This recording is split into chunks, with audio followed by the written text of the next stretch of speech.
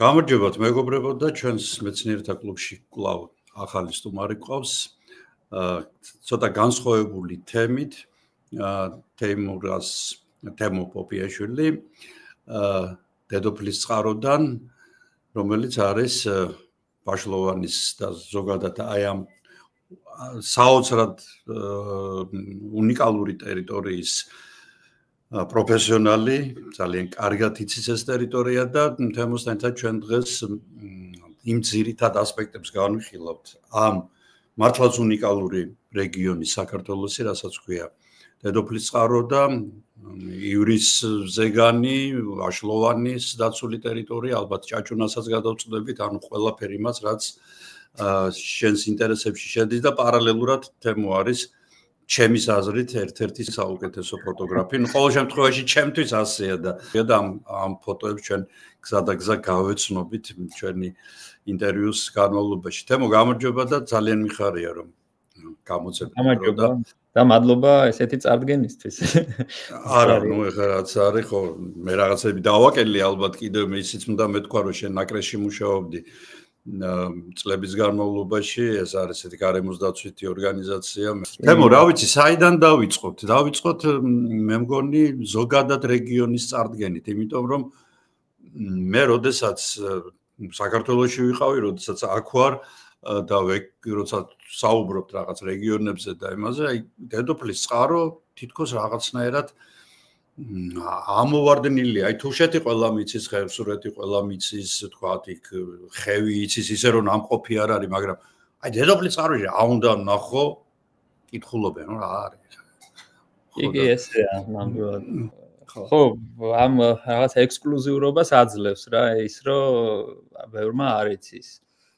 ამას ალბათ აქვს მიზეზი, ერთი ის არის, რომ დედოფლის წყარო ძალიან მოწყვეტილია, ჩიხშია. ეხა თუშეთიც ესეა, მაგრამ თუშეთ ქართველებს ამ თის მიმართ ცოტა თითქოს მეტი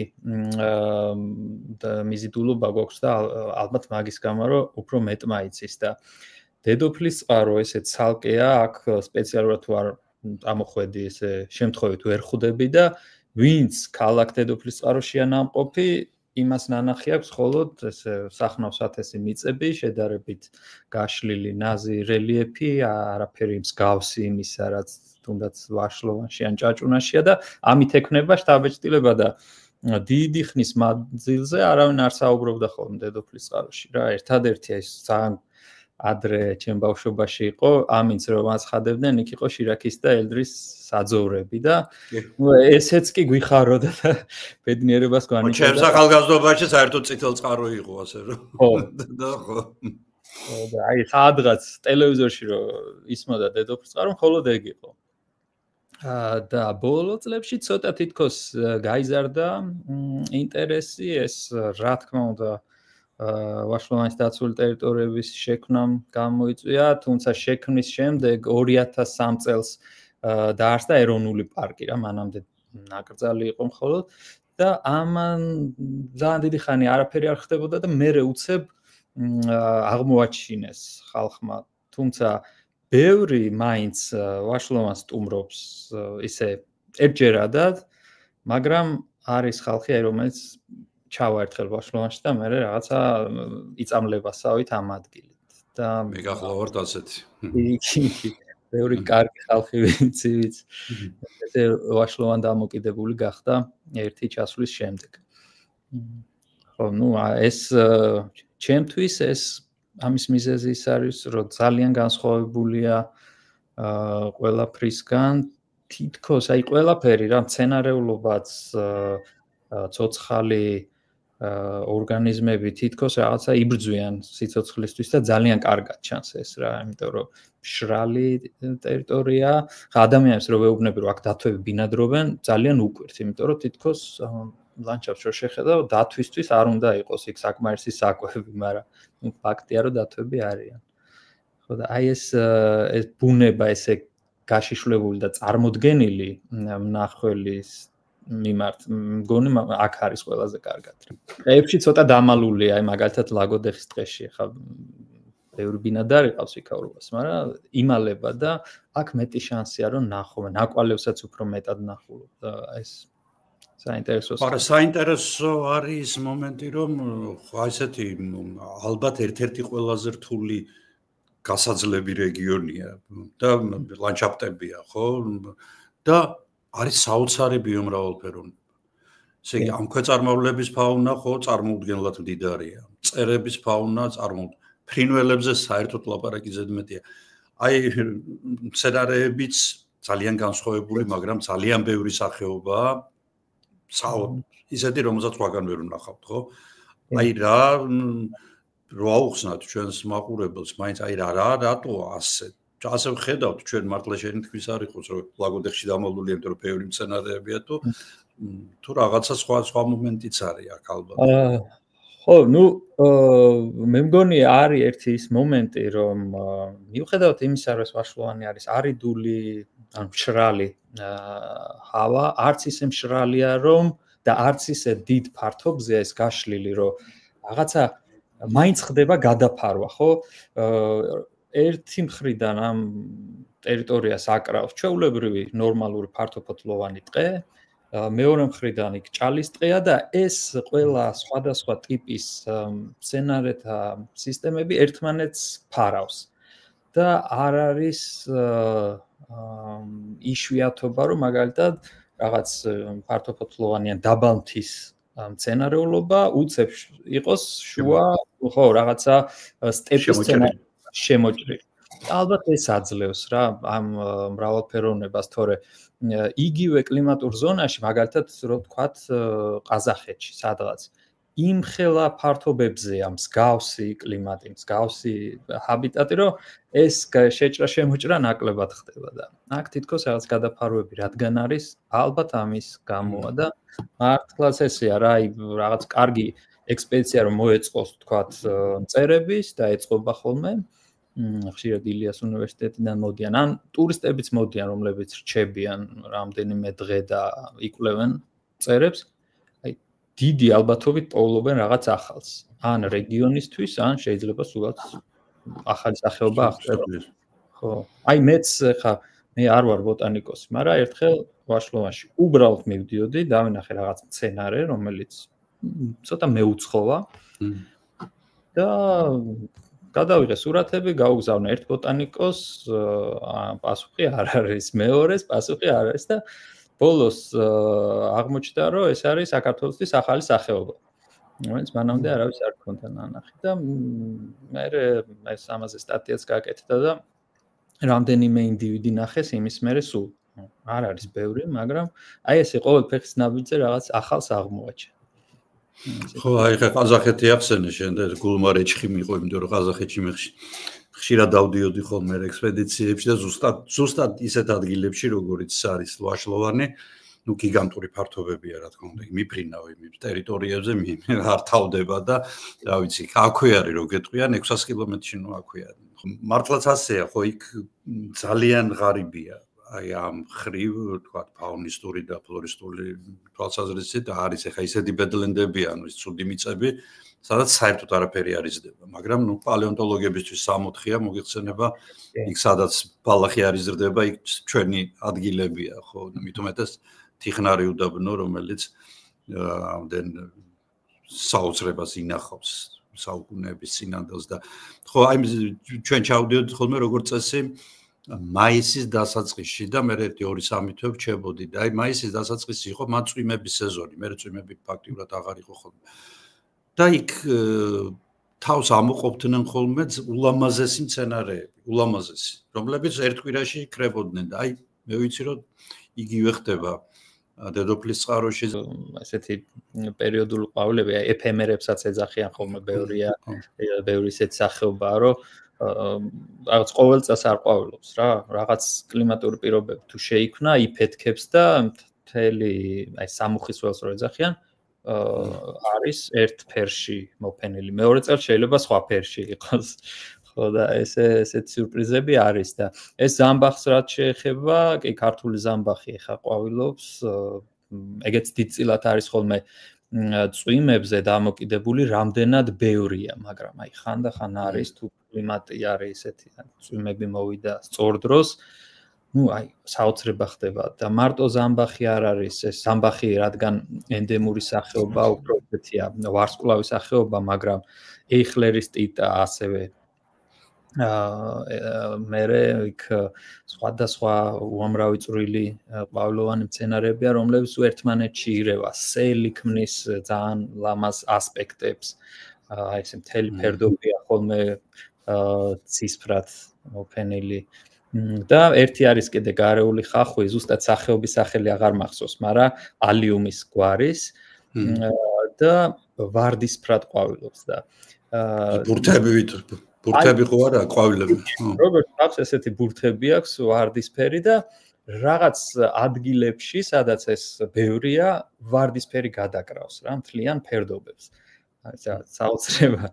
და კიდე ერთია ეხა ესეთი მნიშვნელოვანი ეს არის იორდასალამი რომელიც შავთაზე ძალიან შეზღუდულ ლოკაციაზე ხარობს ეხა ალბათ შემდეგ კვირაში უკვე მასიურად აყვავდება აი ძალიან უცნაურია ეგეც იმიტომ რომ თითქოს ერთი შეხედვით აი ამ მონაკვეთამდეც და მაგის შემდეგაც იგივე სიმაღლეა სარტყელი იგივეა არაფერი განსხვავებული არის, მაგრამ მაინც აი პატარა შეზღუდულ ტერიტორიაზე იზრდება.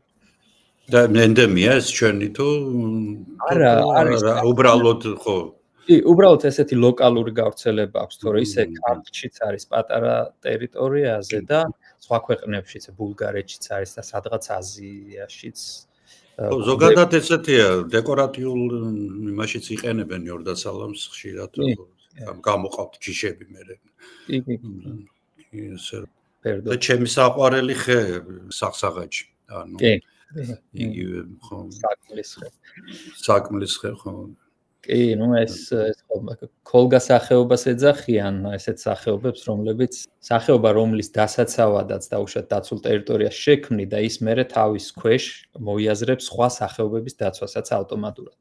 თუმცა ესე ძალიან კარგად მიესადაგება ეს სახელი, იმიტომ რომ მართლა ქოლგას გავს ეს ვარჯი და ბევრ თავის ჭრდილქვეშ ძალიან ბევრ სხვა მცენარეს აძლევს შანსს, რომ იმ სიცხეში და მშრალ პირობებში დაიბადონ და გაიზარდონ. ამაზე რაღაც მითიც არის, ოღონდ სიმართლე რო გითხრათ, ვერსად ვერ გადავამოწმე, მეცნიერულად რამდენად დასტურდება. უფრო მსმენია მსგავსი რაღაცა ევკალიპტებზე ავსტრალიაში. ამბობენ, რომ ეს ხო ეთერზე თოვანი მცენარეებია და ფოთლებშიც აქვს, რა თქმა უნდა, ეთერზე თები და ეს რამეს ამბობენ, რომ როცა ცხელა და მზე აცხუნებს, ფოთლებზე პატარა ფორებია, რომლებიც სკდება. და ეს ეთერზე თები იფრქვევა ჰაერში და ვარჯიშივე რჩება, ესე არიფანტება. და თვალით არ ჩანს უხილავია, მაგრამ საკმარისიაო იმისთვის, რომ ულტრაისფერი სხივები არ გაატაროს და გარდატეხოს. რაც ბევრი თუნდაც ქვეშ დავარდნილი მცენარეების თესლებისთვის და სხვა ნერგებისთვის საკმარისია, რომ გაიზარდონ. რეალურად როცა შეხედავ საკმლის ხეს, იქ სადაც ძოვება არ ხდება, მართლაც ესია, რომ არის საკმლის ხე და იმის ქვეშ ამოსულია უამრავი ბუჩქოვანი, ღვიები და სხვა საერთოდ სხვა მცენარეულობა, აი ზუსტად ამ ხის ქვეშ. გაცდები ხეს და მორჩა, იწყება სტეპი. ხო და ესაც უნდა ვთქვათ, რომ სახსაღაჯი ხა ესეთ კორომებად არ იზრდება, ესეთ მარტოსული ხეა შეიძლება ითქვას. საშორება აქვს ერთმანეთისგან. აი ეს ძალიან საინტერესოა, არ ვიცი რამდენად არის ეს დადასტურებული. ხო, ნუ ესე ღვიები ახსენე შენ და საინტერესო მცენარეებია. ჩვენს ბაჟოზე ღვიები ზოგადად როგორც ჩანს ასეთი ლანდშაფტებისთვის დამახასიათებელია, ხა იქ არა მონღოლეთში ვაკეთებდით ხოლმე ღვიის ნაყოფს ვყრიდით სპირტში და ჯინი ხო ფაქტიურად ღვიის და ხო, ნუ სამეცინო სპირტში მე წყალში ვაზაებდით და ვითომ რაღაცა ჯინის გავსი გამოგდიოდა ხო. ის ხათაშორის მე მინდა რომ გავაკეთო ამ ვაშლოვანური ღვიებით ჯინი, თუმცა ძალიან ბევრი მასალები ვნახე და არც ერთი ის სახეობა, რომელიც ჩვენთან არის, არ გამოიყენება. და კი ყველგან წერია, რომ უმეტესობა სახეობებისგან გამოდის, მაგრამ ზოგი არის ტოქსიკური. ამიტომ ესე ხელაღებით ვერ რისკავ ლაბორატორიული ანალიზის გარეშე და ასე რომ ხო, საინტერესოა პრინციპში ხო. რატომ უნდა იყოს ხა ჩვენი არ შეგვიმოწმებია მართალი კითხვა ესე პირდაპირ ყრიდით და ხო არ ვიცი ბევრი არ არისო ესე ერთეული სახეობებია და ის სახეობებიც ეწერა თუმცა ჩვენთან ეგ არ არის გავრცელებული ერთი ჩვენთან სამი სახეობა ვაშლოვანში თორე საქართველოში მეტია და აქედან ერთს ქვია პირდაპირ ქვია მყრალი ღვია და ეს ძალიან ცუდი არომატი აქვსო და ეგ არ გამოიყენოთო არის რეკომენდაცია და დანარჩენი ორი არ ვიცი უნდა ვცადო ხო ისე სხვათა შორის საკვნის ხის ქვეშ გარდა მცენარეებისა ერთხელ თვითონ საკვნის ხეზე მჯდარი გიურზაც ხო რო ავიხედე და ესა სხვა შორის ნუ იწვარა თავისთვის ხა იგელოდებოდა ალბათ ფრინველებს არ იმას მაგრამ ხო ჩდილში და ხა არ ვიცი ეთერზეთებში იქნება ეთერზეთებით გაიფობდა არ ვიცი მაგრამ ყოველ შემთხვევაში ხო ეს გიურზებისთვის საყვარელი ადგილი და უნდა ჩრდილია და კი ჩრდილია ერთხელ მე მქონდა საკვნის ხეზე არა მაგრამ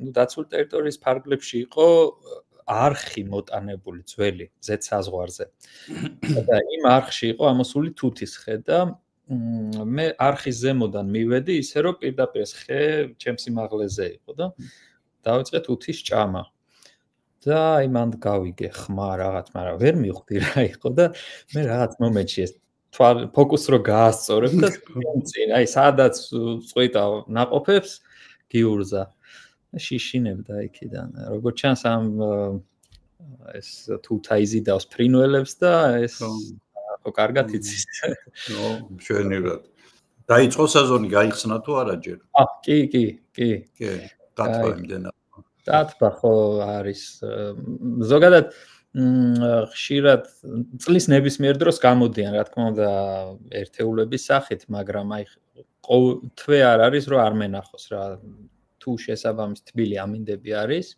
ეს ხდება დეკემბერი, იანვარი, თებერვალი არის ხოლმე რაღაც ერთი კვირა როცა ძალიან დაწყება და გამოდიან იქვე ახლოს ხვრელებთან და საბადნამს იღებენ კი. თუმცა ეხა უკვე იმის გამოც რომ შეწყვილების პერიოდი დაეწყებათ მალე უფრო აქტიურები არიან, მეც მოძრაობენ. ეს ხანდახან ამბობენ, რომ აგრესიულებიც ხდებიან, მაგრამ მე სიმართლე გითხრათ, არასოდეს აგრესია არ შემჩნევია. ანუ აგრესიას დავარქმევდი, აი არასაჭირო მანძილიდან რომ ეცადა თავდასხმა. არასოდეს მსგავსი რამე არ მინახავს არც აპრილში, არც მაისში. უბრალოდ იმის გამო, რომ კიდევ ერთხელ ერთმანეთს ეძებენ და ეს ხდება ძირითადად სუნით ბევრს მოძრაობენ და შეხვედრის ალბათობა იზრდება. ამბობენ ცოტა აგზნებულებიც არიან მაგ დროს და უფრო ადვილია გაღიზიანება, თუმცა არ ვიცი, მე ესეთი ადამიანებიც ეგრევე ვართ ხა მაგ დროსაც გველებს რა უნდა მოვთხოვოთ. გიურზა უფრო მეტია პროცენტულად თუ უბრალოდ ასე ჩანს, იმიტომ რომ ხა იქ უამრავი სხვა გველია კიდე ვაშლოვანში. მე მგონი მეტია გიურზა კი. გიურზა მეტია, იმიტომ რომ აი ხა რა თქმა უნდა არ მეცნიერულ მონაცემს არ ეყრდნობა უბრალოდ ჩემი გამოცდილებით, აი გიურზა უფრო თითქმის იმდენივეჯერ ხდება, რამდენიც ყველა სხვა გველი ერთად აღებული. მთელი ვაშლოვანიც და ზოგადად დედოფლის წყარო ფრინველებისთვის ერთ-ერთი მნიშვნელოვანი არეად არის გამოყოფილი და ეს საერთაშორისო აღიარება აქვს ამას. ამას განაპირობებს ეს კიდევ ერთხელ მრავალფეროვნება გაშლილი სტეპები, სადაც არიან ქვეწარმავლებიც, მღრღნელებიც, თევზებიც, აი თუ გნებავთ მდინარეებში და დალის წყალსაცავში. ერთი მხრიდან იორია, მეორე მხრიდან ალაზანი, ორივე ნაპირებზე ბევრია ხელოვნური ტბებიც, იქ მინგეჩაურის წყალსაცავია და ფრინველებისთვის ეს ორნაბიჯია. ასე რომ პირობები ბევრია, კარგია ფრინველებისთვის და ეს მრავალფეროვნებაც გვაქვს და აქაური ტურიზმის ერთ-ერთი მოტორიც არის ბერდვაჩერები, ეს არის ხალხი, რომელიც ჩამოდის მხოლოდ და მხოლოდ ფრინველების სანახავად და ზოგი იმდენად არის ესე თავით ჩარგული ამ ტურიზმის ამ მიმართულებაში, რომ სხვა არც არაფერი არ აინტერესებს გარდა ფრინველების ნახვის. და საოცარი აპარატურით არიან როგორც წესი მე ხა ჩაქვში და იმაში მყავს ნანახი აი გადაფრენის დროს რაღაცა რა ვიცი მარტო ლინზები აქვს მე მგონი მანქანის ფასის და ესა ხო ფანატიკოსები არიან ხო თემსოფლიოში დადიან ეს ის ხალხია რომლებიც თემსოფლიოში დადიან და ეძებენ აი ესეთ ადგილებს და საოჯახო სასტუმრო გვაქვს და აი ხალხანს მოვიდნენ ბერდვაჩერები ან ფრინველთა თვალიერების მოყვარული ხალხი და პირველი რაც იკითხეს ხოხობის ადნახოთ და წავიდნენ ხოხბის სანახავად. ეხლა ხოხობი მთელს ევროპაშია გავრცელებული და ევროპაში უფრო მეტიც არის ვიდრე საქართველოში, მაგრამ აქ მე გუშინ წინ ნახე მაგალითად ხო? კი, კი. ბუნებაში ხო? ბუნებაში, კი. უბრალოდ საქმე იმაშია, რომ ესე მიიჩნევა, რომ ხოხობი არის საქართველოდან წასული, წაიყვანეს ხელოვნურად ევროპაში და დღეს კოლხური ხოხობი, რაც საქართველოში გვხვდება, ანუ ორიგინალი, ნამდვილი ხოხობი და ევროპაში არსებული ხოხობი განსხვავდება შეფერილობითაც და ერთი ყველაზე გამოხატული სხვაობა ეს არის კისერთან თეთრი რგოლი. რომელიც განუვითარდათ და აქაურ ხოხბებს ეს არ აქვს და ბერდვაჩერები, რის ბერდვაჩერები არიან და ესენი არიან ხალხი, რომელიც კოლექციონერები არიან რა, აგროვებენ, რაც შეიძლება მეტ ფრინველს, რომელიც ცხოვრობს მანძილზე უნდა ნახონ და ხო, ფოტოებზეა საუბარი და არა ფიტულებზე. კი, კი, ну, ხო, რა თქმა უნდა. შეიძლება ეგეც განსხვავება ზოგი ფოტოებს იღებს, ზოგი უბრალოდ სიას აკეთებს. კამერაც არ აქვს, მხოლოდ ბინოკლი და ტელესკოპი და მხოლოდ სიას აკეთებს, კი, ჩეკლისტი აქვს და იმას ნახულობენ. და ერთი კიდე საინტერესო ფაქტი ხოხობთან დაკავშირებით. ვიცით, რომ ყველა ცხოველს აქვს ლათინური სამეცნიერო დასახელება, ხო? ხოხბის შემთხვევაში ეს არის Phasianus colchicus ლათინურად. და ორივე სახელი ან გვარიც და სახეობი ფაზისი და კოლხეთი მოდის საქართველოდან, რაც მათ შორის ბერდვაჩერებმაც არიციან ხოლმე და ძალიან მიხარია ამას ვეუბნები. ხო, მტაცებელი ფრინველებიდან ყავს ბექობის არწივი, ერთ-ერთი საინტერესო სახეობა, რომელიც ძალიან მონათესავე სახეობა ასევე არის ესპანეთში და Spanish Imperial Eagle, ესე ქვია ინგლისურად და ანუ ესპანური ბექობის არწივი შეგვიძლია უწოდოთ და აქეთ არის კიდე ბექობის არწივი, ამის სანახავად მოდიან. ყავს დურაჯი ივრის ჭალებში, რომელიც ბოლო პერიოდში თითქოს ცოტა მოიმატა რიცხოვნებამ, ყოველ შემთხვევაში შეხვედრილობა გაიზარდა და აი ტიხტიხის პერიოდში ანუ ეს არის გამრავლების პერიოდში ძალიან მარტივად შეიძლება უკვე ნახვა თუ იცი ადგილი სადაც ალბათ ერთ-ერთი ყველაზე ლამაზი ფრინველია რაც კიდე დამიცაზე არსებობს ხო კი ხო და საკმაოდ ცოტა შტერი გულუქვილოთ რის გამოც ალბათ ესე შემცირდა ჩვენთან მათი რაოდენობა ხო სვავები და ლეშიჭამია ფრინველები ხა ბევრ ქვეყანაში შეიძლება ასევე მათი ნახვა, მაგრამ ლეშიჭამია ფრინველები გარდა იმისა, რომ ძალიან დიდ როლს ასრულებენ ამ მთელ პირამიდაში, ძალიან საინტერესოა ჩვეულებრივ ბუნებით დაინტერესებული ადამიანებისთვის. არ არის აუცილებელი, რომ ბერდვაჩერი იყოს და ფრინველების მიმართ კონდეს რამე განსაკუთრებული ინტერესი, როცა ტურისტები მიმყავს და უბრალოდ ლინზაში ჩავახედებ და ტელესკოპს გავასწორებ ბუდეზე, რაც ძალიან მარტივია.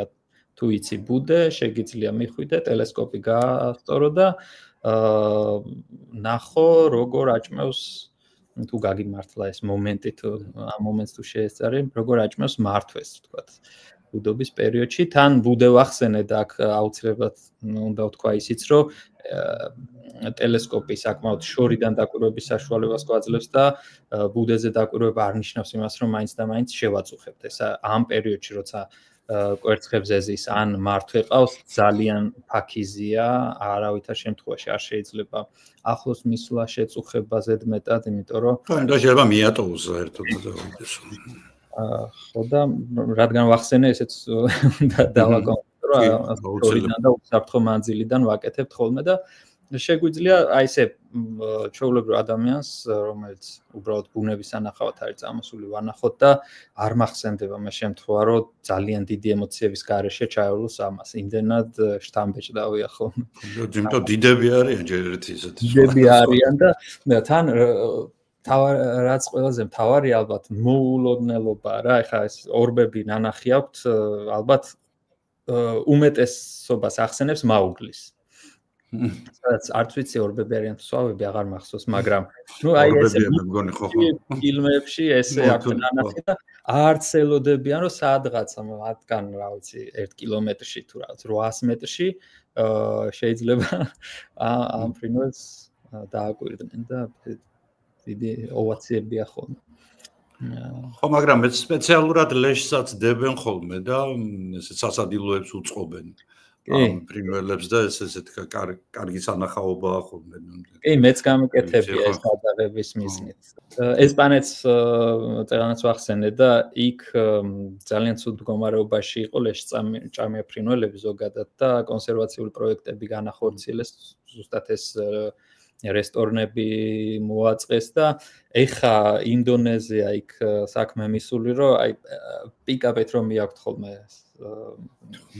საჭმელი ზედ მანქანაზე გდებიან ლამის რა ისე არიან გაშინაურები რომელი სახეობებია ჩვენთან ლეშიჭამიები საქართველოში სულ 4 სახეობაა გავრცელებული და აქედან 3-ია ვაშლოვანში ეს არის სვავი, ორბი და ფასკუნჯი ფასკუნჯი ეს არის კიდე ერთი სახეობა, რომელიც დიდ მოულოდნელობას იწვევს ხოლმე მნახველებში, იმიტომ რომ ძალიან კაი ტიპია. იგი ამდენს ვლაპარაკობთ უკვე ბოლო წლებში ფასკუნჯზე, მეც და სხვა ბუნების ფოტოგრაფებსაც უამრავი ფოტო ჰქონდა, მე ეს მედიაც აიტაცებდა ხოლმე, სანამ კარგი დრო იყო და ესეთი თემები აინტერესებდა ხალხს. ხო და მაინც ბევრი ადამიანი, რომელმაც არ იცის, რომ რეალურად არსებობს ეს ფრინველი, ისევ ზღაპრების გმირი გონიათ. ხო, სახელი ისეთი აქვს, რომ არ დაგამახსოვდეს და რაღაც არ გაგახსენოს ბავშვობიდან არ არსებობს. დაიჭირეს ფასკუნჯი, არა მხოლოდ ფასკუნჯი, სხვა ლეშჭამია ფრინველებზეც იყო და დაუყენეს გადამცემი, რომელიც აღრიცხავს ამ ტრაექტორიას, სადაც გადაადგილდება და კი, ჩადის ნამდვილად არაბეთის ნახევარკუნძულზე, ახლო აღმოსავლეთის ტერიტორიაზე, აფრიკაში, ჩრდილო აღმოსავლეთ აფრიკაში, როგორც არის ეთიოპია, ეგვიპტე, ინგლისურად Egyptian vulture ესე ქვია, ეგვიპტური სვავი. ხო, ესე რომ ეგვიპტეში. და მერე ბრუნდება უკან. მერე ბრუნდება უკან. კი, საკმაოდ და ჩვენთან გამოყავს, ხო, მართვეები ჩვენთან გამოყავს. კი, ბუდეს აქ იკეთებს. აი ეხა მე დედოფლის წყაროში ვზივარ და აქედან სულ რაღაც 3 კილომეტრში არწივის ხეობაა, ერთ-ერთი ძალიან პატარა, მაგრამ ულამაზესი ადგილი და ძალიან მრავალფეროვანი. აი როგორც რა შევადარო, არ ვიცი, რაღაც კიდობანია, სადაც თითქოს თავმოყრილია ხო, უამრავი სახეობის ფრინველი და მცენარეც და აქ ბუდობს. შეგიძლიათ წახვიდე, სადღაც 1 საათში იქ ხარ და ბინოკლით უყურო. ხო, ეს არწივის ხეობა აბსოლუტურად ამოვარდნილია ყველაფრიდან, იმიტომ რომ ჯერ ერთი კირქვოვანი კანიონია ფაქტიურად, ხო? ესეთი ხორნაბუჯის მხრიდან და ეს საოცარი ადგილია. იმიტომ რომ კირქვების გამოსავლები მაკეთ მხარეს ესე სპორადიულად არის, ყველგან არ არის და ერთ ადგილას ჩვეულებრივ კანიონს ქმნის, ესეთ კლასიკურს. და სხვა შორის ძალიან საინტერესო იყო მაგ კანიონში კამაზის ბორბალი ვიპოვეთ და ის საიდან აღმოჩნდა, იქ ვინ მიიტანა და ვინ ჩააგდო, სტუდენტებთან ერთად ვიყავით და მოკლედ ძალიან გამიკვირდა. ანუ იქ სპეციალურად ან ვერტფრენით უნდა ჩააგდო.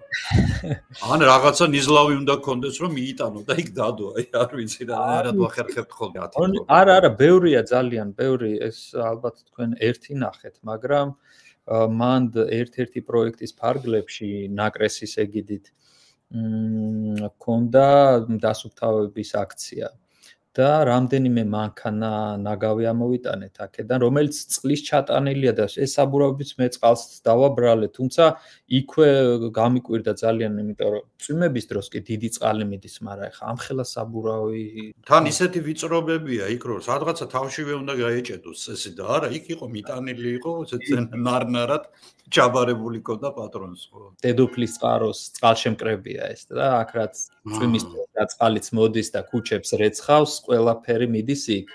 და ადრე კი გავაკეთეთ რაღაც დამცავი რაღაცა ბადესავით, რომელსაც უნდა დაეჭირა ეს. მაგრამ ამას სჭირდება მუდმივი წმენდა და თქვენ ხო იცით ეს პროექტები როგორ არის რა ხანმოკლეა და გრადობის პრობლემაა ყოველთვის და ამ პროექტის ფარგლებში იყო ამ გაწმენდის თანხები, როგორც პროექტი მორჩებოდა, მე ისევ გაიბიდნებოდა ეს ბადე, ზემოდან გადავიდოდა წყალი და ისევ ყველაფერი ქვემოთ ხდებოდა და აი ესე ჯერჯერობით ისევ არასასიამოვნო სანახავია იქაურობა. არა და ალბათ ერთ-ერთი ულამაზესი ადგილია ესეც ესეთი ექსტრემალური ტურიზმისთვისაც ძალიან კარგია და ну, რავი, ფოტოები და ყველაფერისთვის ნებისმიერი დაინტერესებულია. ჩვენერი ადამიანისთვის ხო საერთოდ სამოთხეა, მაგრამ საოცრება რანაირად ვახერხებთ ხოლმე. და ჩვენ დაგვავიწყდა ერთი ძალიან საინტერესო სახეობა, რომელიც შენ გაქვს გადაღებული რამდენადაც ვიცი, ეს არის შავი ყარყატი, არა? კი. ხო, ეს არის ძალიან საოცარი სახეობა. მოყვეთ ამ ფრინველის შესახებ, იმიტომ რომ ეს არის ერთ-ერთი ყველაზე იშვიათი სახეობა დედამიწის ზურგზე ამ. კი, საკმაოდ იშვიათი სახეობაა.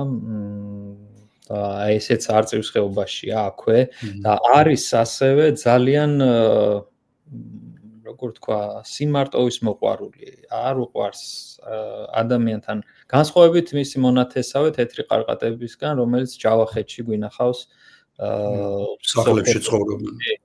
და რა ვიცი, ადამიანთან არიან პირიქით ცდილობენ რომ ახლოს იყვნენ. შავი ყარყატი ამის პირიქით საპირისპირო ცხოვრების ნირი აქვს, ყოველთვის ცდილობს მოწყვეტილი იყოს და ესე მიუდგომელ კლდეებში იკეთებს არწივის ხეობაში ბუდეს და ასევე ვაშლოვანშიც ძირითადად წყალსატევებთან და იკვებება, ну, როგორც ესე თხელ წყალში შეიძლება ბაყაყები დაიჭიროს, ან ხვლიკები, გველები, ამ ყველაფრით იკვებება და არის ავიც ჩემი ერთ-ერთი საყვარელი ფრინველი გადასაღებად.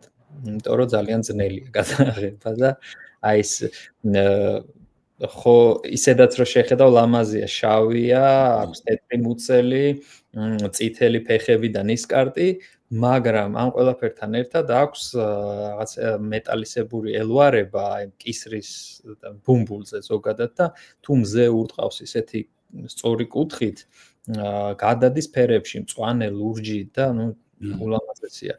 აი ამ კუთხით ერთხელ გამიმართლა და გადავიღე, სადაც ყველა ეს შვენება ჩანს ამ ფრინველის და ძალიან ბედნიერი ვიყავ. კი, არა, მე რომ ნახე შენი პირველად თავიდან ბოლომდე რომ შეკრიბო, რამდენიმე დღის შრომა. აი ეს ერთი ფოტო, იმიტომ რომ ამისთვის ეხლა შეიძლება გაგიმართლოს და ესე უბრალოდ გაისეირნო და გადაიღო. ძალიან თუ გაგიმართლა. მაგრამ ეხლა მე როგორ გადავიღე, იმას მოვყვები. ვაშლოვანში ჩავედი და დავამონტაჟე კლდის წვერზე სპეციალური კარავი. ეს მაშინ არ მქონდა ფოტოგრაფებისთვის განკუთვნილი და მონადირეებისთვის განკუთვნილი კარავი შევიძინე.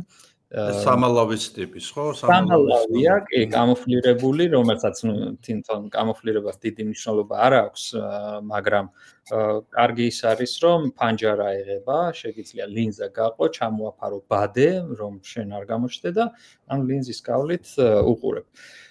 ეს კარავი დავდგი, დავამაგრე ისე, რომ ქარის მიმართ მდგრადი ყოფილიყო. ავჭურვე ყველა საჭირო ინვენტარით ავეჯით, ჭყალებში რა თქმა უნდა. და მე მივეცი საშუალება ფრინველებს, რომ ცოტა შეჩვეოდნენ ამას. ეს გავაკეთე მანამ, სანამ ჩამოფრინდებოდნენ. მარტში მოდიან ხოლმე დაახლოებით.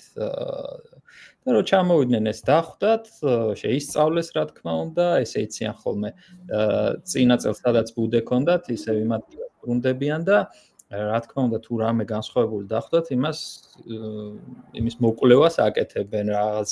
ხო, საფრთხეს შეიცავს, არ შეიცავს. როცა მიხვდნენ რომ იქ არაფერი სტატიკურია და მუდმივად ერთ მდგომარეობაშია, მიხვდებიან რომ საფრთხეს არ წარმოადგენს და აი მე დავიწყე უკვე შიგნით შეძრომა, რა თქმა უნდა ეს ხდება ჯერ კიდე გამთენიას რომ ეს შესვლის პროცესი არ დაინახონ და მე ზივარ და ველოდები. იმის გამო რომ რაღაც შეიცვალა, რაც მე შევედი, ლინზა გამოჩნდა, ხო? ეს უკვე საეჭვოა და იწყებენ ახლა ამის თავიდან დაკვირვებას რამდენად და მე უნდა ელოდო, მე მოდიან, თანდათან ახლოს მოდიან და ბოლოს ავიწყდები. და აი როცა ავიწყდები, მე ელოდები იმ დროს, როცა ჩაგიფრენს და ეხა ცოტა დაიხვეწა კიდე კამერები ვიდრე ჩემი მე რაც მაქვს და ამ კამერას კი აქვს ძალიან კარგი ავტოფოკუსი, მაგრამ მაინც ძალიან ძნელია რომ ფრინველი რომელიც წინ ჩაგიფრენს ის მოაქციო კადრში, დააფოკუსო, მე უნდა გაგიმართლოს რომ ხშირად არის ძალიან ბევრი ფოტო ფუჭდება იმის გამო, რომ ფრინველებს აქვს ეს თვალის ქუთუთოები გარდა კიდე რაღაცა მესამე ქუთუთოს ეძახიან. მესამე ქუთუთო, რომელიც თუ დახუჭულია ეგ, აი ისეთი შეუხედავი გამოდის ფოტო, რომ ფუჭდება ყველაფრით გამართული ფოტო. ხო, საშინელებათა ფილმებში რო არის ხოლმე თვალები ლიბრიანი ხო. არა და მე მიყვარს რომ ისიც ბლინკს ეძახიან აი თვალში თუ ანარეკლი ჩანს რაღაცა ერთი წერტილია რომელიც ან ცასი რეკლავს ან შეიძლება რაღაც მზე არის უკნიდან და იმ მზეს ირეკლავს და ეს ერთი წერტილი მთლიანად აცოცხლებს ფოტოს. თითქოს ადამიანი უკვე ვერ ამჩნევს, კი, მაგრამ აი ეს პატარა თუ აქვს ფოტოს, ის ორმაგად უფრო კარგი გამოდის.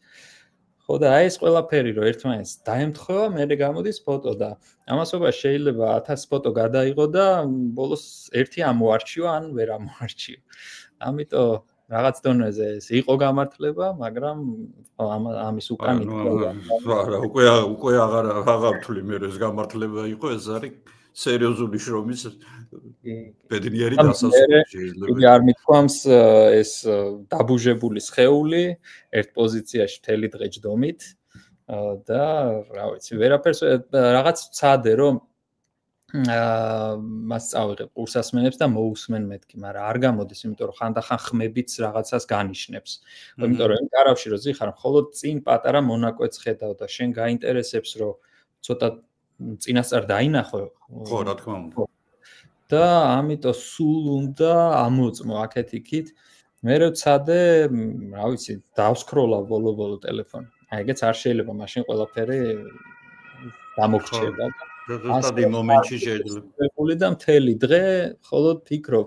ეს ერთი მხრივ არის დამღლელი და მოსაწყენი, მეორე მხრივ აი ამ პროცესში, როცა ხარ ამ ფრინველთა საზოგადოებაში და ისინი ვერ გამჩნევენ, ისეთ რაღაცებს ხედავ, რასაც სხვა დროს ვერ დაინახავდი. იმიტომ რომ იქცევიან ძალიან ბუნებრივად, მე ერთმანეთს წაეკიდებიან, ეს მიყვარდა ძალიან, აი მაგალითად შავი ყარყატი და ფასკუნჯი ერთმანეთისთვის დიდად მტრები არ არიან, ხო, მაგრამ იმის გამო რომ ერთ ტერიტორიაზე არიან, აეკრობენ, ერთმანეთს გამოეკიდებიან, აი მინახავს ესეთი რამე, შევარდენი გაეკიდა შავ ყარყატს და ესე დაეშვა შევარდენის სისწრაფე, გინახავთ ან გსმენიათ, ხო და მაღალი სიმაღლიდან და დაარტყა ფეხი ეს კლანჭი და ბუმბულები გააყრევა.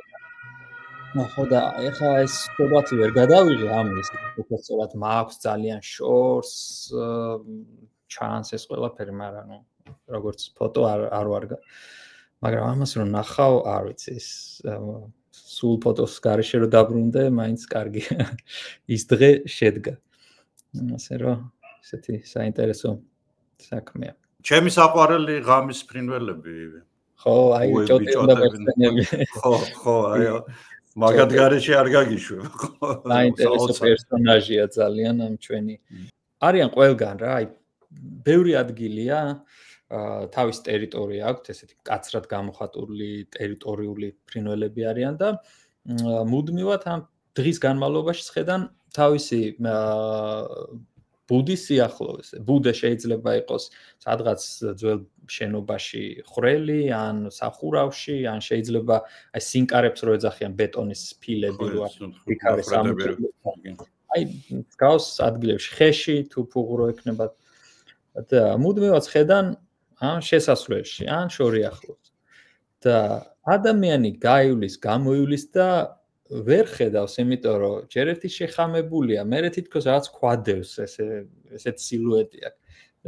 გაუნძრევლად ზის, მაქსიმუმ თავი შემოატრიალოს და თავის ფიგურა ისეთია, ყველა მხრიდან გვალია და ეს ტრიალიც არ იგრძნობა და ამაზე ჩემ ტურისტებთან მიყვარს ხოლმე ძალიან როცა დავანახებ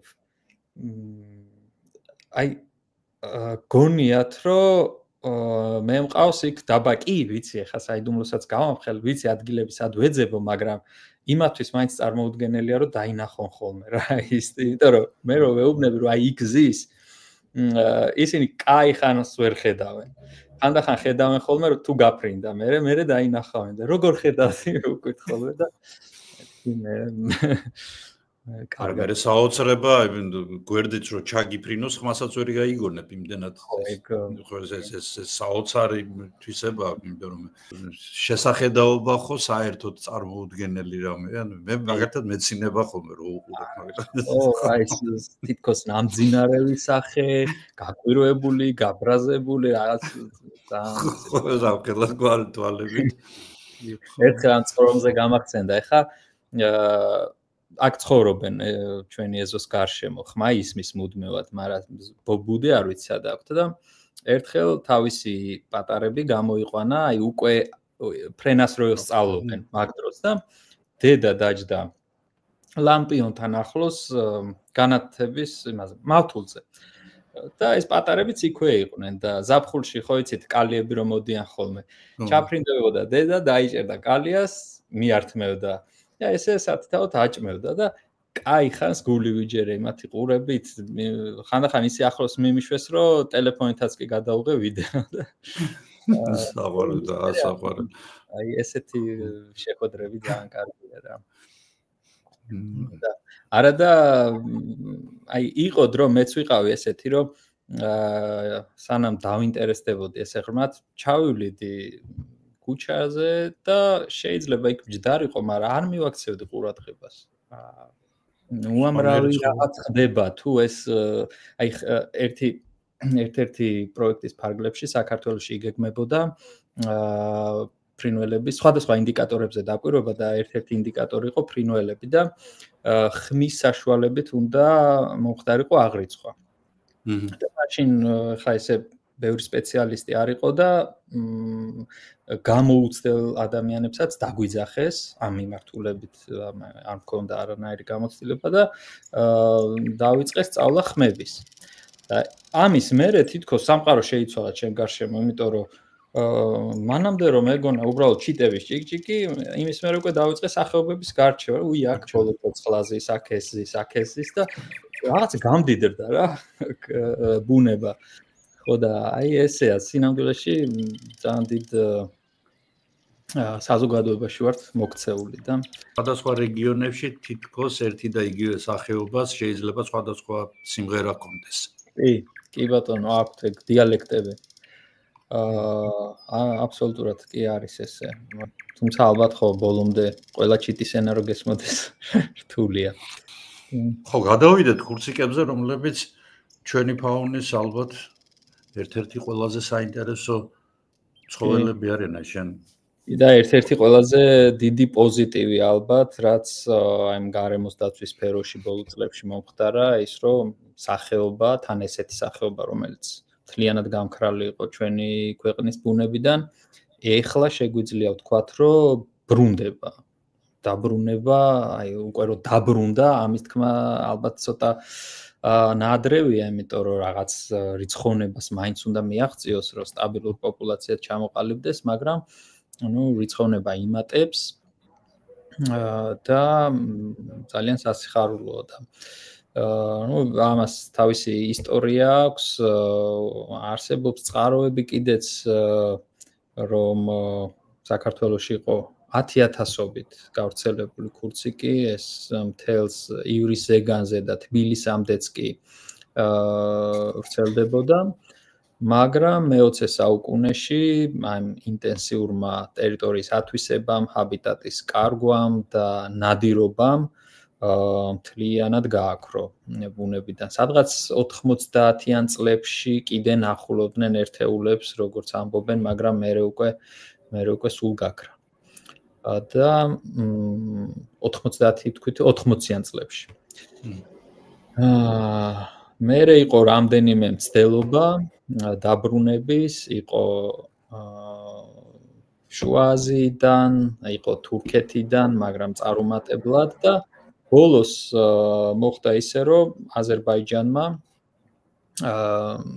გამოხატა ეს სურვილი, რომ გადმოეცა, იმიტომ რომ აზერბაიჯანსაც ქურციკები ყავს ჩვენი საზღვრიდან ცოტა მოშორებით.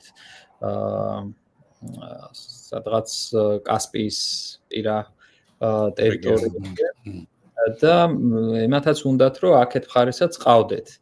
და რადგან ჩვენ გვაქვს ეს საზღვრისპირა დაცული ტერიტორია და ძალიან კარგი ხელსაყრელი ტერიტორია, იმიტომ რომ გარდა იმისა, რომ დაცული ტერიტორია, ესეთი იურიდიული გაგებით რო თქვა, ასევე დაცულია ფიზიკურად იმის გამოც, რომ საზღვრისპირაა და მესაზღვრეებითგანან და იქ ცოტა რთულია ნადირობ თოფით შესვლა. დამატებითი შემაფერხებელი ფაქტორები აქვს ამას.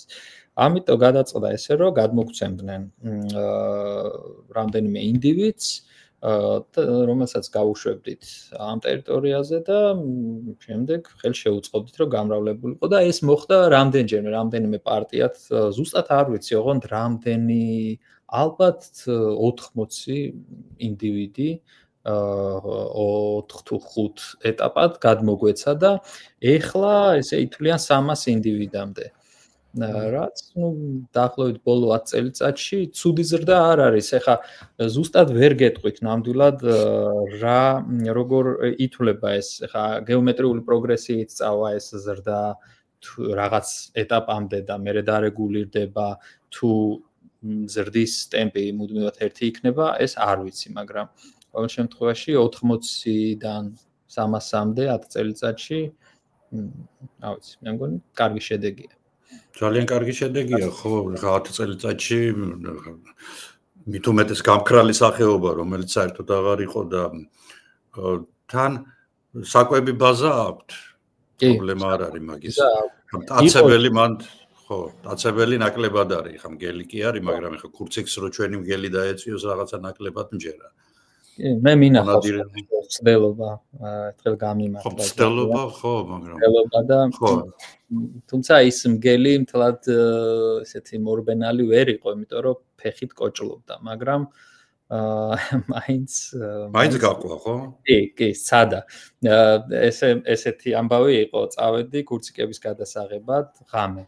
და დილით რო ინათა, მე დავიწყე ძებნა გუნდის და შორს დავინახე ბინოკლში, რომ რაღაც დაახლოებით 20-მდე ქურციკი მოძრაობდა და ამათგან მოშორებით იყო კიდე ერთი წერტილი, ესეთ მოყვითალო ფერის. და რაღაც ძალიან რთული იყო ფორმის გარჩევა, მაგრამ მივხვდი, რომ ქურციკი არ იყო. და ეს ცალკე წერტილი დაელოდა, ქურციკები მიდიოდნენ იმათკენ და მერე უცებ დაიწყო მოძრაობა, გაეკიდა და ქურციკები ისე სწრაფად გაიქცნენ და ისე სწრაფად გაიზარდა მანძილი ამათ შორის, რომ ვიხვდა, რომ ფასი არ ქონდა და თან უკვე მზეც ამოსული იყო და წავიდა ალესილებისკენ, თავში საფრისკენ და ჩემი ძმისშვილი მყავდა წაყვანილი და გავყევით ესე ჩაკუზულები ბალახში. კარგად მიუახლოვდით რა, ესე რომ კარგად ხედავდით და მე შეგვამჩნია. და შეგვამჩნია ცოტა მოუმატა ნაბიჯს, მე რაღაც ეტაპზე გაჩერდა გველხოკერა დაიჭირა და იყო ჯანდაბას არა იერი არ დარჩა იერი არ დარჩა ხო ეს გველხოკერა საკმაოდ კი საკმაოდ რა ვიცი ნოყიერი საჭმელი კალორიული საჭმელია კი მშვენიერი კაი დიდი ზომისაცაა და რა თქმა უნდა ბევრია ხო საკმაოდ კი თან ადვილი დასაჭერია ეხა და სხვა შორის ძალიან გადაგვიდა არ გიკბენს და არაფერი ხო მაგრამ აი ეს ნაკრეში ქონდა გლის საკვები ბაზის შესწავლის კვლევა და ეს გავაკეთეთ ექსპერიმენტების შესწავლით მიკროსკოპის ქვეშ და იქ მიუხედავად იმისა რომ დიდი ნაწილი მონელებულია მაინც რჩება ძვლების და ბეწვის ნაწილები რომლებიც შეიძლება აიდენტიფიცირდეს და ძალიან მრავალფეროვანი იყო რა იქ ცხვარიც იყო რა თქმა უნდა კურდღელიც და გარეული ცხოველები და შინაური და ასევე იყო უამრავი ქვეწარმავალი და წერებიც კი კალიები, ხოჭოები რაღაცები. ასე რომ პროტეინებია, მშვენიერი მწერები, კი. ასე რომ ტურების საქმე როგორ არის თქვენსგან? ტურებიც ეხა ეს გაიგებთ ალბათ ტენდერი იყო გამოცხადებული და ჩავარდა ტურების კვლევის. ეს თავრობამ გამოაცხადა რამდენჯერმე ტენდერი. ტურები ხო დახოცეს და ჩემი აზრით ესე ჩემი დაკვირვებით ისე კვლევებს არ ვეყრდნობი, მაგრამ საკმაოდ შემცირდა. ამას ჰქონდა თავისი ეფექტი. მაგრამ მანამდეც და ეხაც ისევე ესეა, ტურების უმეტესო ტურები ძირითადად არიან მოსახლეობასთან ახლოს. ვაშლოვანში ტურები არიან ძალიან ცოტა.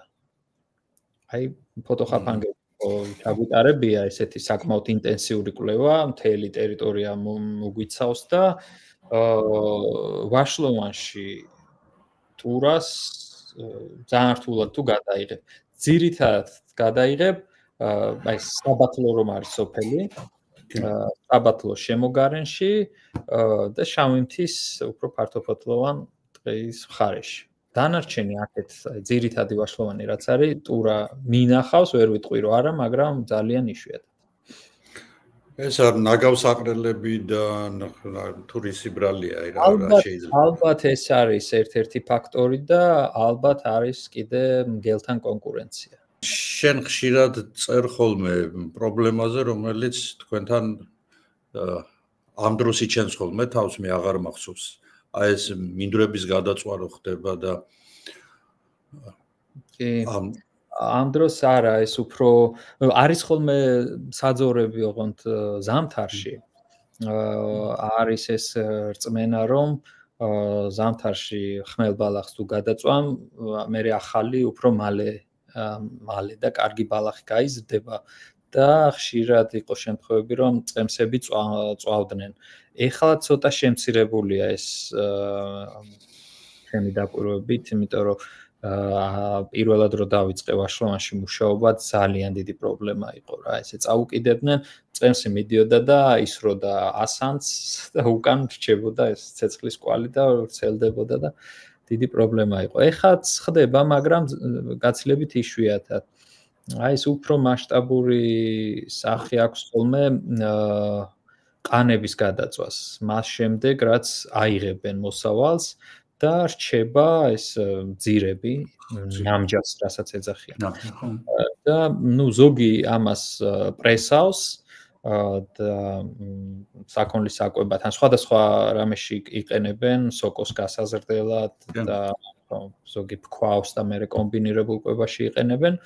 მაგრამ ზოგი ტოვებს საკმაოდ დიდს და აი ეს უფრო მეტ ცეცხლს და მეტ ტემპერატურას იწვევს მერე წვავენ. მერე ეს ცეცხლი არის ხოლმე შემთხვევა რომ უკონტროლოდ ვრცელდება, გადადის კასებში, საძოვრებზე, ყოფილა შემთხვევა რომ ჯერ კიდე ასაღები ნაკვეთები მთლიანად დამწვარა თავისი ტექნიკით შიგნით და ხო არის ხოლმე ერთი უბედურება. რა თქმა უნდა არის წლები როცა ამას უფრო მასიური სახე აქვს ეს დამოკიდებულია როგორი წელია თუ გაზაფხულზე მეტი წვიმა და მეტი ბალახი გაიზარდა, მე ქარსაცავებს უფრო ადვილად მიუყვება და ადვილად იწვება და რა ვიცი, ბოლო წლებში თითქოს ჯარიმებიც დააწეს ეს, მაგრამ აღსრულება ისევ იქ არის, სადაც ადრე იყო, არავინ დიდ ყურადღებას ამას არ აქცევს. არ ვიცი, მაგის ბრალი ამ ჯარიმების თუ უბრალოდ ესე დაემთხაროს ამ წლებში არ გავრცელდა, თითქოს ცოტა უკეთესობაა. ეს რაც ეხაც ხდება, არ არის ნამდვილად კარგი, მაინც საგანგაშოა, მაგრამ აი მახსოვს წლები, როცა თლიანი შირაქის ველი და მიმდებარე გორაკები, საძოვრები თლიანად იყო შავი. აი მე ფოტოები მაქვს შენი ნანახი, ეს ვაგერ ვაჩვენებთ ვაყურებლებს კიდეც. და თვითონ ეს ძირითადად რას უკიდებენ ხოლმე? ხორბლის ნარჩენებია, ხორბლის ღეროებია თუ რა? ხორბლის ღეროები, კი, ხორბლის ღეროები, აი არის ესეთი პრაქტიკაც, რომ ნუ ვისაც არ ეზარება, გარშემო შემოუხნავს თავის ნაკვეთს, რომ ცეცხლი სხვაგან არ გავრცელდეს და მერე საბურავს წაუკიდებენ ცეცხლს, მანქანაზე მოაბავენ და ესე დაათრევენ, რომ ყველგან გავრცელდეს ეს ცეცხლი და მერე მთელი ეს ნარჩენები იწვება. რეალურად ეს ძალიან საზიანოა, ეხლა ამას რა თქმა უნდა საუბარი, მაგრამ მაინც კიდევ ერთხელ რომ გავიაროთ, ჯერ ერთი გარემოსთვის, იმიტომ რომ ეს ნახშირორჟანგი და ნახშირბადი ვრცელდება ატმოსფეროში, კანცეროგენია და ამის სუნთქვა ძალიან დამაზიანებელი ჯანმრთელობისთვის, მერე ანადგურებს ნიადაგის საფარს, იმიტომ რომ ნიადაგი ხო რა არის, ეს არის რაღაც ბაქტერიების და ცოცხალი ორგანიზმების ერთობლიობა, რომელიც ამას ნოყიერებას ანიჭებს და ეს ყველაფერი ნადგურდება ამასთან ერთად. მწერები და რა ვიცი, მღრღნელები თუ რაც არის მთლიანად და რაც თავარია, მე უბრალოდ შეიძლება არ არის თავარი, მაგრამ ესეთი მოშიშვლებული ნიადაგი ულტრაისფერის სხივების მიმართაც მეტად მოწყვლადია და ქარის მიერი ეროზიის. ხო და ნუ ეს ძალიან ბევრი შრეა უარყოფითი შედეგი. ფაქტიურად დადებითი ამ პროცედურას და აი საერთოდ გლეხი ბრძენია და თავის გამოცდილებით უამრავ ისეთი რაღაცა იცით, რასაც მეცნიერები მერე ადასტურებენ და აი ეს მომენტი, როდესაც არც ერთი დადებითი მხარე არ გააჩნია აი ამ ქმედებას, ხო? არანაირი პირიქით, ყველაფერი არის უარყოფითი, ერთი მეორეზე უარესი და უარესი. ხო და აი რატომ ვინ თქვა პირველად, ვინ მოიგონა ეს ამბავი, რომ აი ფერფლი გასაგებია, რომ ფერფლი ანუყიერებს ნიადაგს, მაგრამ ნიადაგი შენ თქმის არ იყოს, ცოცხალი ორგანიზმია, ეს ზედაფენა მით უმეტეს მუდმივი პროცესები მიმდინარეობს შიგნით, ხო? ლპობა, იქ ვიღაცას ჭამს, იქ რაღაცა გამოიყოფა ესა და ეს გადამუშავება ამ ყველა და ამ დროში რადგებითად წვავ და დედაბუდიანად კლავ იმას, რამაც მომავალ წელს შენ მოსავალი უნდა მოგცეს და აი საიდან მოვიდა ეს რა ტრადიცია ახდება? ვინ მოიგონა? რა იყო ამის დასაწყისი, მაგრამ ეხა ამას რითიც ამართლებენ, ეს არის რომ შემდგომი დამუშავება ნაკვეთის უფრო მარტივდება, იმიტომ რომ ერთი ოპერაციით ზედმეტი გჭირდება, როცა ეს მასა ძალიან რთულია ხოლმე მოხნა. ამიტომ გჭირდება და დისკებს დადისკვას ეძახიან, რომელიც აი ესე როგორც ჩოფერი, ესე ამას აკეთებს. და არა და ეხლა ზუსტად არ ვიცი ფასები, მაგრამ არც იმდენად ბევრ თანხას ზოგაო ფერმერი, რამდენადაც ზარალს ნახულობს აი ამ ნაყოფიერების კლებით ნიადაგის. იგივე ეს ნაცარიც, ხო, რაღაცა ნაწილი კი ბატონო ბრუნდება, მაგრამ ეს ნახშირბადი, ნაცარიც ძირითადად ეგ არის. ჰაერში იბნევა და შეუძლებელია რომ ეს ადგილზე დარჩეს, რა თქმა უნდა ეროზია, ხო. ხო და ნუ სამწუხაროდ არ ვიცი, ალბათ არც ხდება ეხა ესეთი მასიური საინფორმაციო კამპანია ამის წინააღმდეგ. კი, მოვა სეზონი, რაღაცებს დავწერთ, რომელიმე ორგანიზაცია პოსტს დადებს, ნიუსებს დადებენ და გავრცელდება, მაგრამ რამდენად მიდის აი ამ ფერმერებამდე და ფართო საზოგადოებამდე კიდე რა ვიცი საკითხავია. ალბათ მასიური უნდა იყოს ეს სამუშაო. ქარსაცავების დიდი პროექტი გაკეთდა, ისევ GIZ-ის გერმანული ფულით. გააშენეს უკვე განადგურებული, დეგრადირებული ქარსაცავები, დარგეს ხეები, ისე შეარჩიეს, ჯერ კვლევაც ჩატარდა, რომელი სახეობები იქნებოდა მოერგებოდა აქაურობას.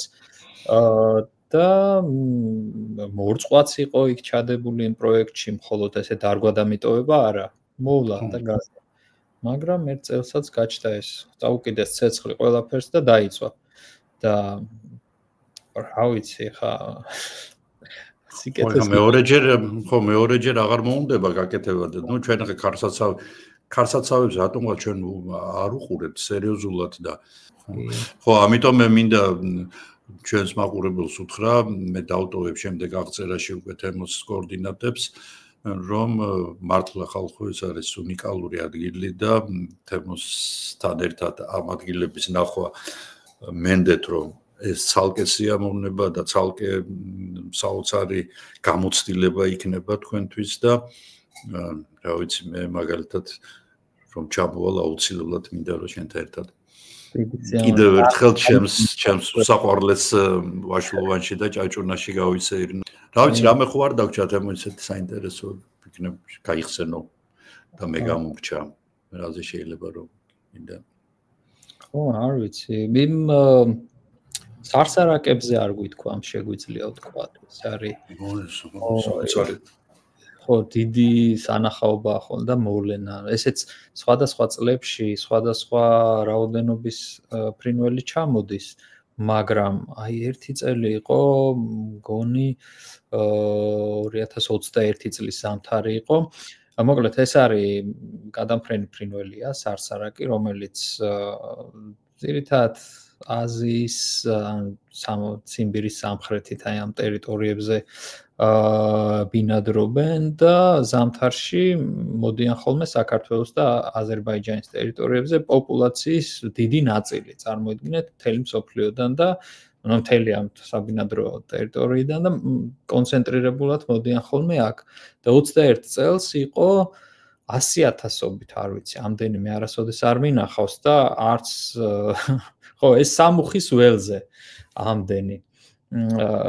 ხმა დიდი ზომის ფრინველია გაწვდა, ხო? ხო, დიდი ზომის ფრინველია და თან ეხა ამხელა გუნდა, თან როცა დაფრინავს რაღაც თითქოს ბუმბულები უსტოენს. აი ტრედმა რო იცის, ტრედს რო აქვს, ხო? ხო. წარმოიდგინეთ 100,000 რო დაფრინავს, რაღაც ხმა არის. და ცას აშავებს რა, ფოტოებიც მაქვს და რაღაცა მზე ძლივს ჩანს იქიდან. იმდენია. საოცრება.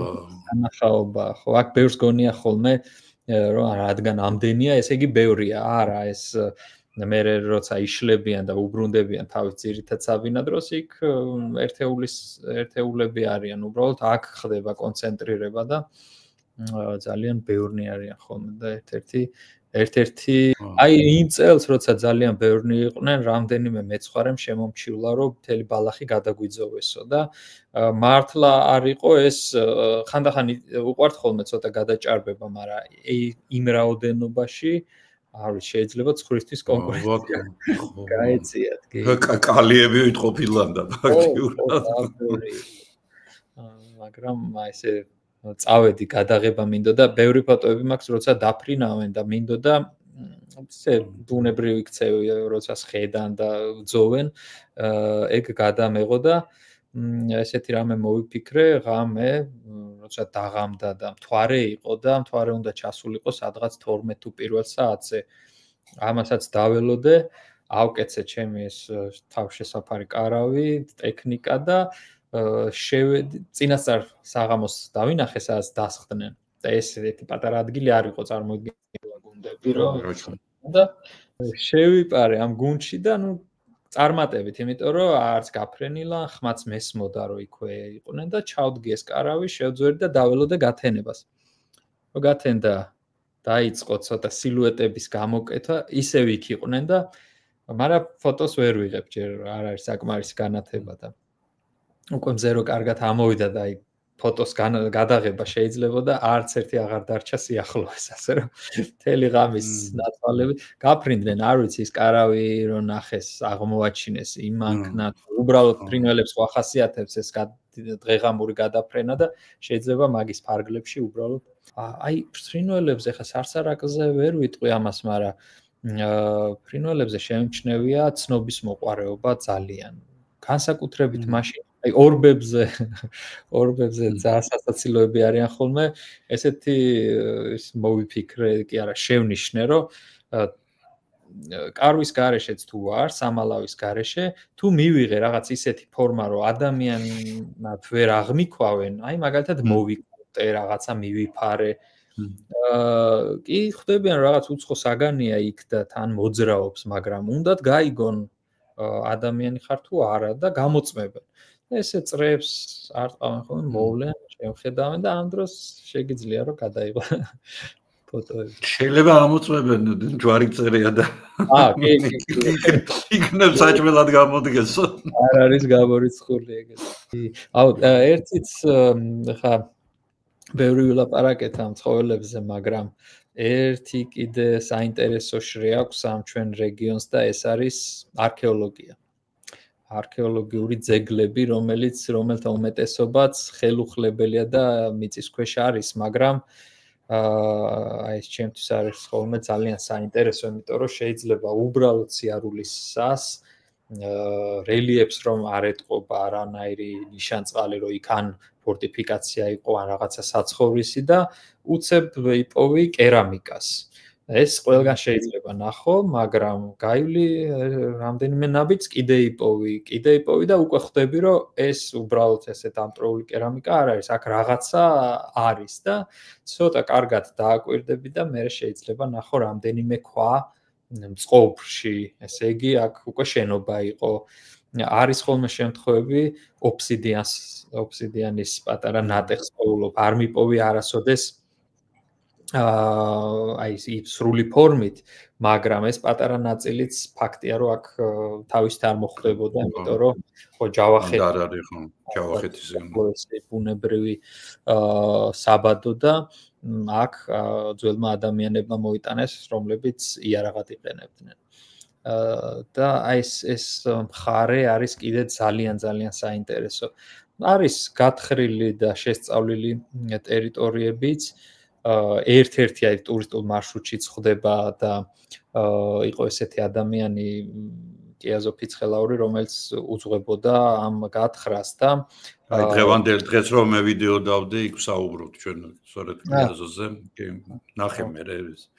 კი, ნახა, მაინტერესებს ძალიან. სიგნალზეა იქ ოღონდ ლაპარაკი ხო? ხო, აი კახეთის ექსპედიციის ხელმძღვანელი იყო, კი. და ნუ ბატონ კიაზოს აზრით ეს შეიძლება იყოს ხორანთა. ხორანთა ეს არის ვახშტისაც აქვს მოხსენიებული ძველი კამბეჩოვანის დედაქალაქი. რომელიც ნუ მისი ცნობით არის იქ სადაც იური და ალაზანი ერთვის ერთმანეთს. და რატომღაც ესე ითვლებოდა მანამდე რომ მინგეჩაურის წყალსაცავი რომ გაკეთდა ალბათ ამ წყლის ქვეშ მოექცა ეხა და ვერასოდეს ვეღარ ვიპოვითო იმას, მაგრამ ეხა მაშინდელი გეოგრაფიით ეს სამუხის ველიც ზუსტად იქ არის, სადაც იური და ალაზანი ერთვის ერთმანეთს. აუცილებელი არ არის რომ მაინც და მაინც ზედ შესართავთან ყოფილიყო, როგორც მცხეთაა, ხო? ხო, შუა მდინარეთის ის გამოდის, ხო? კი, ძალიან კარგად ჯდება და საკმაოდ დიდი მნიშვნელოვანი ქალაქი უნდა ყოფილიყო, იმიტომ რომ ერთ-ერთი შენობა საკმაოდ დიდი 12 მეტრის სიგრძის და აქვს ესე ერთი მონოლითისგან გამოკვეთილი სვეტის ძირები. აი საკმაოდ დიდი, ალბათ 60-70 სანტიმეტრის სიგრძის კვადრატული და პირამიდული, ესე საფეხურებიანი პირამიდის მსგავსი. და ეს შუა, რა ვიცი, მინდორში უცებ წააწყდები ესეთ ნაქალაქარს და ეს ყველაფერი კიდე უფრო საინტერესოს ხდის. სწორედ ცნობილია, რომ არქეოლოგიური, აი თქვათ იგივე შენობის რაღაც ნაშთები თუ არის და მიწისქვეშა იქ სხვანაირი განსხვავებული მცენარეულობა იზრდება იმ გაყოლებაზე, იმის ხო ვიდრე თქვათ სხვაგან არის, ხო ეს მომენტიც არის და ძალიან ხშირად ასე პოულობენ, ხო ეს აეროარქეოლოგია ძალიან ეხა მით უმეტეს გაადვილებულია, როდესაც თვითმფრინავი არ გჭირდება აგერ აფრინეს პატარა დრონი და ძალიან ადვილად ყველა. ხო მე კიდე ბოდიში აი ლიდარ ტექნოლოგია არის, რომელიც მარტო ზედაპირს კი არა, ცოტა ქვემოთაც ჩადის და ხო. ხო, საინტერესო რაღაც. ხო, მე ხა ჩემი პროფესიით, მაგალითად პალეონტოლოგიური თვალსაზრისითაც ძალიან ბევრი, იმიტომ რომ მან თავის დროზე ზღვა იყო, საკმაოდ ესეთი მერე ტბები იყო, სადაც ეს ცხოველები იღუპებოდნენ და იქ თქვენ გაქვთ აღარ მახსოვს რომელ ხეობაშია ეს დათვის ხევში და დათვის ხევშია ხო ეს ნიჟარები და ეს სპილოს არიბანი და თუ აღარ მახსოვს არიბანი სპილოკი სპილოს ნუ ეხლა ჩვენ რო ვიძახით რომ მე ყოველ შემთხვევაში ვამბობ რომ ეს აფრიკული ტიპის ბუნება არის მან აფრიკული სავანის ტიპის ნუ რეალურადაც თავის დროზე აფრიკული ტიპის ცხოველებიც ბინადრობდნენ ხო და ძალიან საინტერესოა სხვადასხვა ჭაჭუნასთან ეს ქვაბები რო არის ქვაბები იქ ძალიან კარგი ადგილსაპოვებელია პალეონტოლოგიური და იქ არის აღმოჩენილი ძალიან უცნაური ცხოველი თავის ქალა რომელიც ვერავის ვერ მიამსგავსებს ვერ კარგ ახნის განმავლობაში ჩვენთან იყო ეს პალეობიოლოგიის ინსტიტუტში და საბოლოოდ აღმოჩნდა დამანების ნათესავი აი დამანები დღევანდელები არიან დაახლოებით აი ამ ზომის და აფრიკაში ცხოვრობენ და არიან სხვა შორის სპილოების ახლო ნათესავები და საქართველოში აღმოჩნდა მარტო თავის ქალა დაახლოებით აი ამ ზომის ანუ გიგანტური დამანია რომელიც ეს იმას ნიშნავს რომ იქ გაჭაობებული ადგილი იყო ანუ იქ სადაც დღეს არის მშრალი არიდული თიხნარი უდაბნო ფაქტიურად იქ იყო ჭაობი შეიძლება ლაგუნა ყოფილიყო თუ მტკნარი წყლის მტკნარი წყლის დაჭაობებულის არის და იმ ჭაობში იყო ეს ცხოველი საინტერესო ადგილსაპოვებელია ხა არ ამგონია ვინ მეთხრინდეს იმას მაგრამ ქვაბები ჰირაქსი ქვია ესე ქვაბები ჰირაქს გვარის ეს არის ეს გიგანტური დამანი ვიცოდი მაგრამ მე რომ მინდოდა მეთქვა ტურისტებისთვის ვერ ვიპოვე გიგანტური დამანით ვერ ვიპოვე ვერაფერი. და ძალიან დიდი მადლობა მგონი საინტერესო იყო ჩვენი მაყურებლისთვის იმიტომ რომ ეს რეგიონი ისევე მეორებ არის უნიკალური თავისი ბუნებით თავისი ბიომრავალფეროვნებით პეიზაჟებით და ხალხითაც სხვათა შორის და ძალიან კარგი ღვინოც არის ვისაც კარგი პურმარელი უყარს, კარგი პურმარელი იციან, დედოფლის წყაროში გამოცდილი მაქვს არაერთხელ. და რა თქმა უნდა, მე მინდა რეკომენდაცია გაუწიო თემოს ტურებს, ანუ იმ ტურებს არა. ტურისტული ხო, ამრავლებს ტურისტულ მოგზაურობებს, ასე ვთქვათ, რომელსაც თან ახლავს, რა თქმა უნდა, ეს არ არის მხოლოდ დათვალიერება რაღაც ლანდშაფტების, როგორც უკვე მიხვდით, ეს არის ამ მხარეზე შეყვარებული და ამ მხარის ძალიან კარგად ცოდნე ადამიანთან ერთად ძალიან საინტერესო დღის გატარება, ამიტომ მე გირჩევთ ეს შანსი არ გაუშვათ ხელიდან, მით უმეტეს რომ თბილისიდან ეს და თბილისიდან კი არა საქართველოს ნებისმიერ წერტილიდან ვაშლოვანი და დედოფლის წყარო ძალიან ახლოს არის და მე ვიდეოს აღწერაში დავტოვებ თემოს კოორდინატებს ასე რომ დაუკავშირდით მთელი წელი წინ გაქვთ აგერ ნოემბრის ბოლომდე ფაქტიურად შეგიძლიათ და მერეც ალბათ ხა ისეთი ადგილებია თქვენსკენ რომ მე მგონი ზამთარშიც თუ კარგად ჩაიცვამს ადამიანი ზამთარში შეიძლება თავისუფლად კი მოძრაობა ერთი შემაფერხებელი გვაქვს ხოლმე დიდი ტალახები და თუ მშრალი ამინდია ზამთარშიც გადასარევია ეგ ხო საძოვრებია და თუში მეცხვარეები ჩამოდიან და რაღაც ცალკე საინტერესო ამბავია ხოლმე ამათი ცხოვრების თვალში ცალკე გამოცდილებაა კი საოცრება მეცხვარეებთან ერთად მართლაც დავით ამო ძალიან დიდი მადლობა თუ ჩვენი მაყურებლები დაწერენ კომენტარებში თუ რაღაც კიდე აინტერესებთ თემა არ დაგზარდება კიდევ ერთხელ შევხვდებით ჩვენ ერთმანეთს და უფრო დაწვრილებით გავივლით. დიდი მადლობა. ძალიან საინტერესო გამოგვივიდა საუბარი თქვენთან და ხო იმედია მაყურებელსაც მოეწონება. უნდა ნახოთ ვაშლოვანი. და აუცილებლად თემასთან ერთად. ასე რომ კარგი მაშინ ნახვამდის და მომავალ შეხვედრამდე მეც ვიტოვებ რომ ჩვენ კიდევ ერთხელ შევხვდებით ერთმანეთს აქ და საქართველოში ის და ერთხელ აქაც ჩემამდეც აუცილებლად ერთად წავიდეთ. მადლობა. კარგად, მადლობა.